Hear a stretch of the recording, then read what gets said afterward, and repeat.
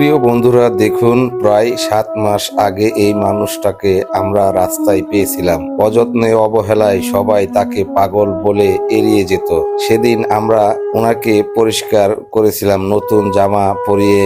6 মাস আগে যাকে পরিষ্কার করেছিলাম, আজ তার সাথে দেখা। আগের সেই অসহায় চেহারাটা আজ কিছুটা সুস্থতার পথে।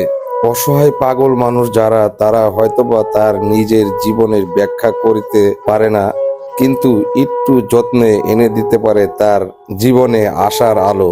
এই ভিডিওটি তার প্রমাণ। চুল দাড়ি কেটে বন্ধুকে গোসল করিয়ে দিয়ে একবারে পরিষ্কার করে দিয়ে, নাকি বন্ধু মনে আছে?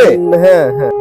পাগলদের সেবা মানে শুধু খাবার দেওয়া নয় বা আশ্রয় দেওয়া নয়, তাদের প্রয়োজন মানসিক সহায়তা, সহানুভূতি এবং নিরাপদ একটি পরিবেশ যেখানে তারা সুস্থ হতে পারে। একজন পাগল মানুষ হয়তোবা তার নিজের সমস্যাগুলি ব্যাখ্যা করতে পারে না, কিন্তু ঠিক চিকিৎসা, ভালোবাসা এবং নিয়মিত যত্ন তাকে ধীরে ধীরে সুস্থতার পথে ফিরিয়ে আনতে পারে। দোস্তর, আমি অনেকদিন আগে চুলগুলো কেটে পরিষ্কার করে দিয়েছিলাম।